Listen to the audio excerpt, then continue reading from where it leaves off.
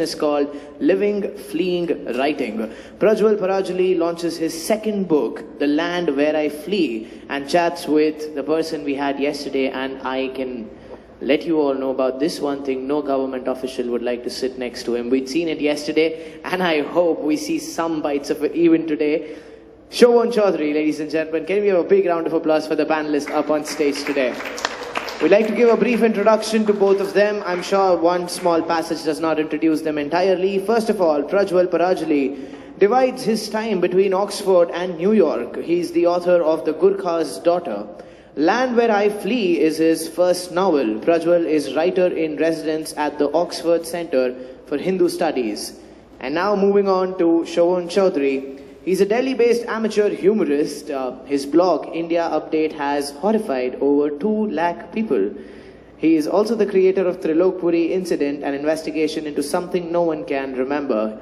He's completed one novel, The Competent Authority. It took him 11 years because he can only type with one finger. In his spare time, he does advertising work for clients who cannot find anyone cheaper. So we have 2 people up on stage who really do a lot of work. So give a big round of applause for them. And I'm sure this session, Living, Fleeing and Writing, is just about to be fabulous. And this should be the last concluding session for this hall. Over to you, sir. Thank you. It's great to be here. And this is a very remarkable young man, and he's very young, and this is a book I was asked to read, and I was hoping it would be terrible, and then I read the first 20-30 pages and they were wonderful, and then I read another 50-60 pages and I had pretty much given up hope by then, so I just kept reading it, and it was just excellent, really. It was very well written, and it's got these really memorable characters, and it's hard for me to go on, but I'll still try. Which is that, Prajwal, you were a student in Oxford, right? And you scored a very large book deal when you were still a student, right? And Times of India has called you the great new hope coming out of South Asia, right? And your first book you did during sort of canteen breaks at Oxford University, as I gather, and the second you did in about 2 to 3 months. Both of which have been acclaimed massively by everyone, and I'm not kidding; they really have. And so, the first question I want to ask you was, when your mother was expecting you, right? Did she do anything special, like read Shakespeare to you, or have lots of marmalade, or was there any regimen she sort of? See, my mom used to read a lot of Mills and Boon's books. And it's very interesting. She had all those CD covers covered up with these newspaper sheets. And I mean, growing up, they were an object of great fascination for me, especially when I was 11 or 12 or 13. I mean, you got smut there that you got nowhere. There are no minors in the audience, right? No. Oh, this is fantastic. No, in Delhi, there were a few 12-year-olds, so I had to censor the passages I was reading. This will be fun. Okay.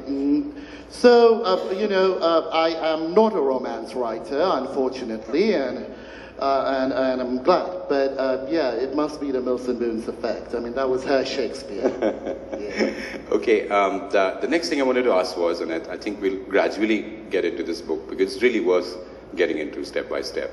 There are about 6 or 7 characters in the book, and I was kept hoping that 1 or 2 of them would be really poor characters, or sort of badly drawn and sort of really sort of inferior. But unfortunately, they're all very vivid and very well etched and sort of really wonderful. But I noticed that the really great characters, the ones that stand out in your mind, are all women. So do you think that women are generally better than men, or what do you think? Strong women characters are a lot more fun to write than strong men. I mean, yes, strong women characters are a lot more fun to write. It's always fun when a woman gives it back to you in a book. It's always more, I mean, when a man gives it back to you, I mean, who is he? Some misogynistic fuck. Oh, sorry. I don't know why, you know, and this was what was mentioned with my collection of short stories too. Everyone kept talking about how strong the women characters Yeah. mostly were. Maybe it's because I have been surrounded by strong women characters. I mean, that doesn't mean I've been surrounded by weak male characters, but it's what's fun to write. Right. I think that's what it whittles down to. Who was the first character in your book? I mean, obviously they weren't all born simultaneously. Who did it start with? It started with an 84-year-old grandma, a widow, a badass of a woman. I mean, she wears a nose ring, and you know, as that stretches the septum of her nose, but smokes a beauty like her life depends on it. And she has all these meetings with various important political people, like a man called Mokhtan from Darjeeling, who has promised the disadvantaged Nepali-speaking residents of the state a separate state from West Bengal. No resemblance to any person living or dead, let me say that. But she has this meeting with Mokhtan, and then this powerful man, I mean, who could very well be a mass murderer, an arsonist, a ton of things, is quivering when she talks to him. She's puffing on her beauty, assessing him, and looking him up and down, and she's a great character. I mean, an 84-year-old woman who gives it to everybody like they deserve it. I like her the best, and that's how the novel was born. Would you like to introduce her to the audience? Is there a passage where she features? Sure. You know, Land Where I Flee is about 4 siblings living in various parts of the world, convening in Gangtok, my hometown, for their grandmother's 84th birthday. The 84th birthday is a landmark birthday in many Nepali-speaking Hindu communities. There are lots of reasons for that. I mean, there is an author's note about it at the end. So you know, these are siblings coming in from Boulder, Colorado, New York, London, England, and everywhere, and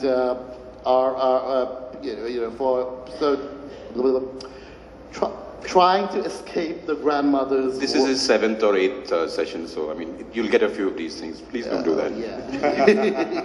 I have all these autopilot answers prepared, but you guys deserve better, so I'll use speech mitigation and ums and ahs, and you know, to make it spontaneous.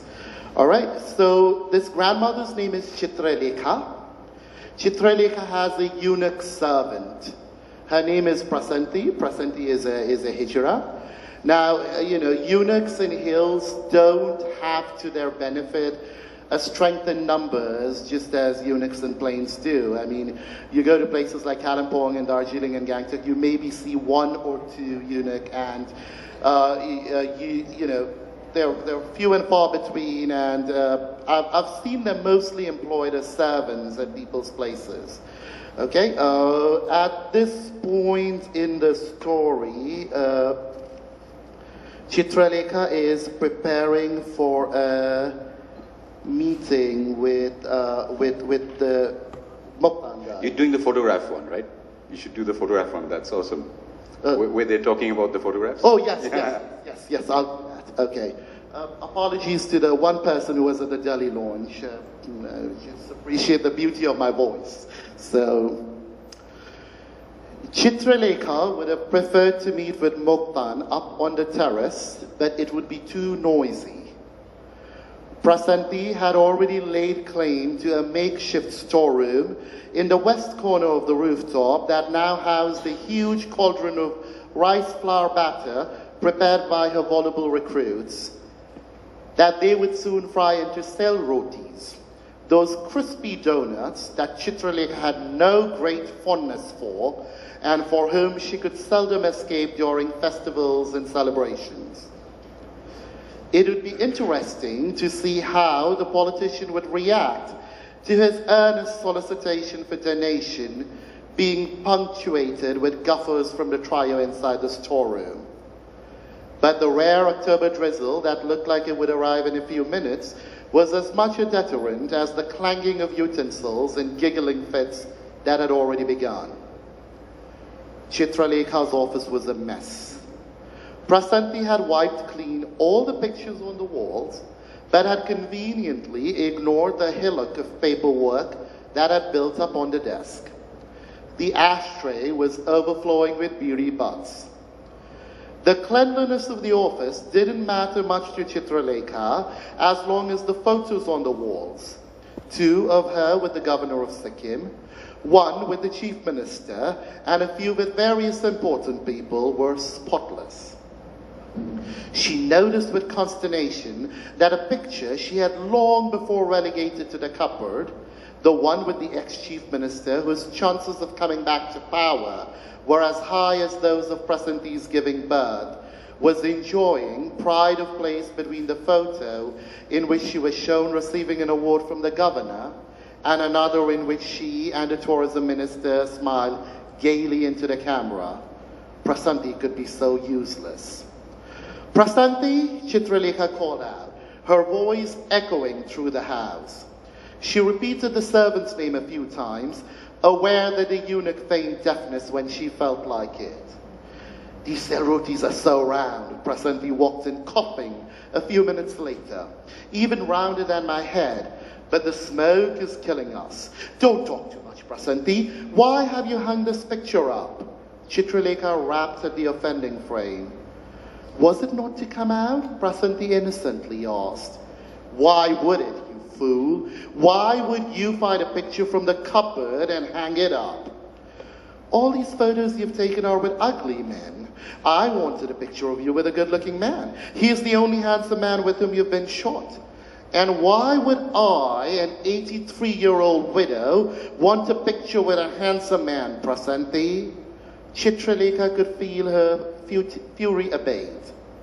They are better than these ugly men. Some have no hair, and this one has more hair sprouting from his ears than he does on his head. This one could braid his nose hair with a rubber band.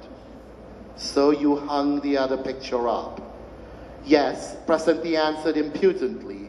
I want pictures with handsome men, so must you. But Bosnet will never come to power. How would a picture with a loser like him make me look good? Good for you then. At least other women won't take pictures with him. Chitralekha stifled a smile, ordered Prasanti to consign the picture to where it belonged, had her aboard the toss midway, and asked for the photo to be propped back at its new home. See, you like his handsome face too, don't you? Prasanti giggled. No, I don't. Go, make some sel roti. You'll waste a few hours putting that silly picture back in the cupboard. Mokhtan was late. The meeting was scheduled for 3, and Chitralekha had specifically told the politician's jabbering assistant that she didn't like to be kept waiting. It would be another 15 minutes before a fleet of cars slithered into the driveway, carrying Mokhtan and his entourage, their black Nepali hats perched pharisaical on their heads. Thank you. So this is from the first chapter, and it kind of sets the scene and the tone for the book. You have these 2 remarkable women sort of chatting with each other, and of course they're up to no good as the book proceeds. But the siblings come in one by one, right? They all come in to celebrate her 84th birthday. And you have, let's take the sisters first. You have 2 sisters. You have Mansa and you have Bhagmati, right?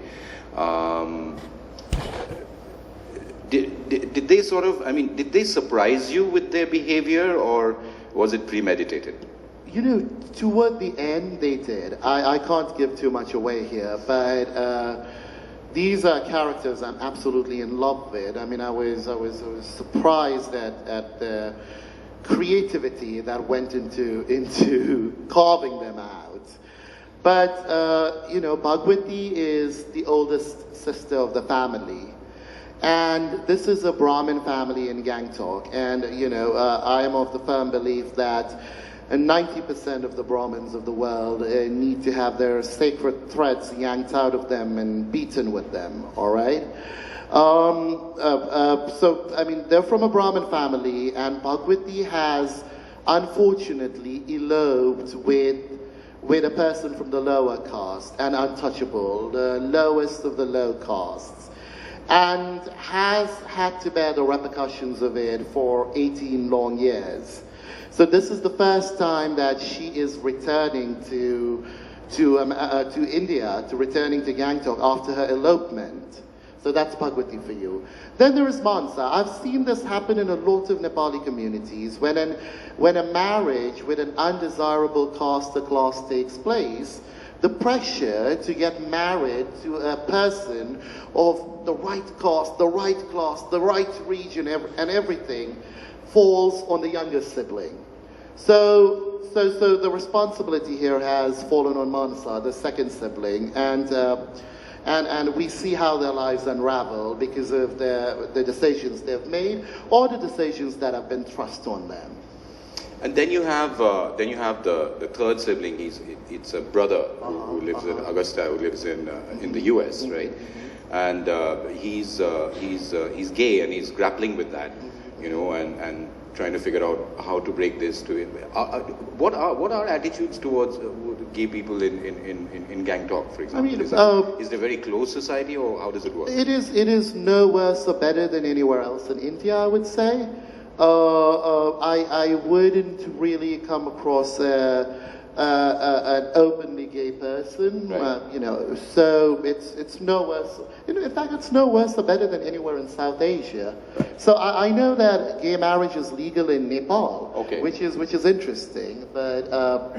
Yeah, but you know, that hasn't really affected the mindset of the people very much. So then that brings us to the fourth. So and they come in one by one, and the first thing you get to know is, you know, who they are and what they're all about, and bit by bit you're going to realize what their relationships with each other are and what they think of each other.